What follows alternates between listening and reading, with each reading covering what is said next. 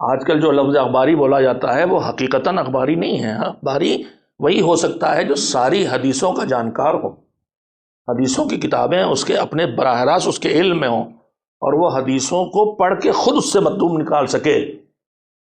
میں پوچھتا ہوں پورے ملک میں اس وقت ہندوستان میں جتنے لوگ حضرات اخباری ہیں، وہ کیا ان میں کوئی ایسے بھی ہیں؟ میرے علم میں نہیں ہیں.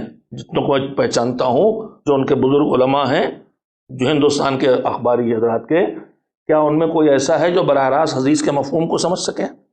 حدیث کو سمجھنے کے لیے صرف عربی آنا کافی نہیں ہے.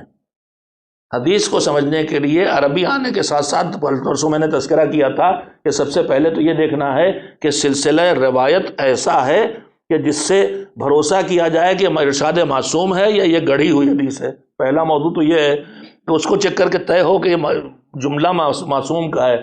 اب معصوم کا جملہ ہے تو کن حالات میں کہا گیا ہے، کس وقت کہا گیا ہے، کون سی صورتحال تھی؟ تقیہ کا منزل تو نہیں تھی، دشمن کے سامنے ہے، دوست کے سامنے ہے.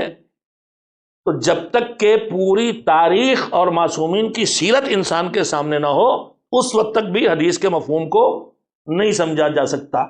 کسی ایک جملے کو کہیں سے اٹھا کے آپ لے آئیں کسی بھی مضمون سے، اس کے سیاق و سباق کو، کنٹیکسٹ کو نہ دیکھیں تو اس کا مطلب نہیں سمجھا جا سکتا.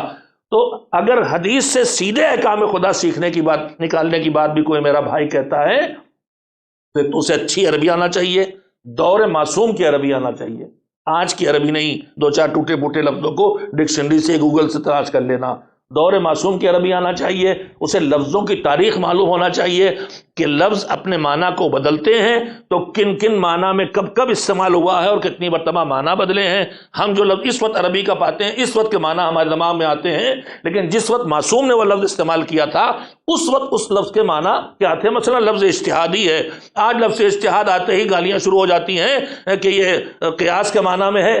لیکن میرے بھائی کو کیا پتا ہے کہ بہت زیادہ یہ لفظ اجتہاد آیا ہے عبادتوں کے سلسلے میں پوری کوشش کرنے کے لیے، حکم خدا کا پتہ چلانے کے لیے نہیں، عبادتوں میں پوری کوشش کرنے کے لیے. تو لفظوں کی تاریخ مفہوم بدلتے ہیں، لفظوں کی تاریخ معلوم ہونا چاہیے، لفظوں کا حسب و نسب معلوم ہونا چاہیے کہ لفظ اس کا روٹ ورڈ یہ ہے کہ روٹ ورڈ یہ ہے، اس ڈھانچے پہ آیا ہے تو اس کا یہ معنی ہو جائے گا، اس ڈھانچے پہ جائے گا تو یہ معنی. تو عربی کوئی بہت معمولی کھیل نہیں سمجھ لینا. اور پھر اگر آپ کو عربی نہیں آتی ہے، آپ ترجموں سے کام چلاتے ہیں تو میرے عزیز پھر آپ تقلید فرما رہے ہیں. اصول کافی کا ترجمہ اگر کسی مولانا نے کیا ہے اور آپ اس ترجمے کو پڑھ کے اس سے خدا کا حکم نکال رہے ہیں، تو جو حدیث ہے وہ آپ نے کہاں سمجھی؟